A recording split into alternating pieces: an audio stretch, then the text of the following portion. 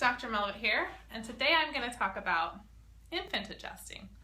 Lots of people wonder about infant adjusting, why we do it, and what it looks like.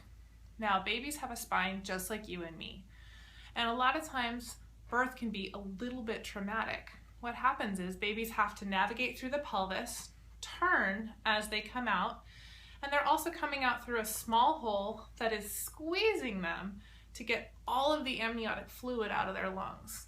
Chiropractors like to call birth a sprain in the neck.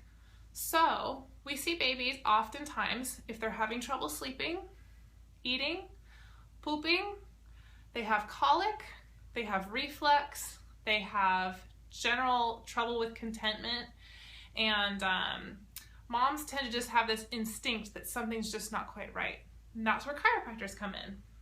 This is my baby Gus, and he's going to be my helper today. So the first thing I check on a baby after I've done a little exam to see how they're doing is I'll put them on their belly. Sometimes we put them on mom's belly because they like it there.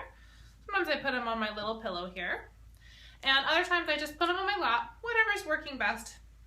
The first thing I do is I undo the little diaper just a little bit so I can see the butt crack. And I'm going to take my fingers down and do a little squeeze and look and see if the butt crack is swerving off to one side, because that tells me that the baby's sacrum has rotated. I take my adjusting tool and I find the little spot of resistance that I need to adjust. I put my finger down, and on top of my finger with my tool set on the lowest setting, I give a little tiny tap right there.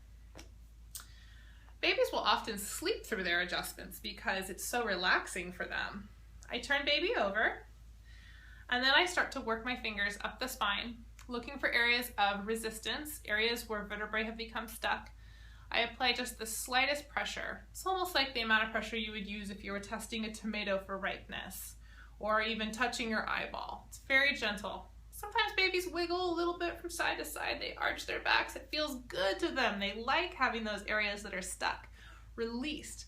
And because babies are so flexible, they typically give with very little effort on my part. The babies do all the work. Once I get to the top of the upper back, we bring baby, we turn around, and we check the neck. So we come in here and we feel all these tiny little vertebrae. Another thing that babies sometimes suffer with is what's called torticollis. It's a spasm of the sternocleidomastoid muscle, and you see babies with a head tilt like this.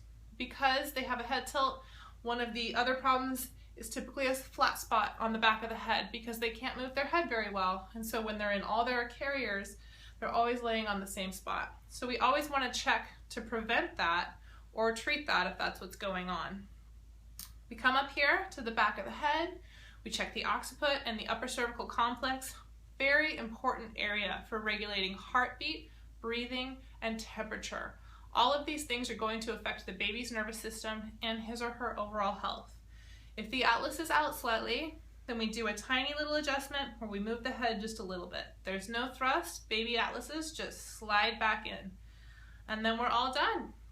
And then I like to come up here, check the cranial bones, make sure everything's moving, make sure we have appropriate patency on the fontanelles, and afterwards, babies feel great. And that's what it looks like. Hope to see you soon. Take care.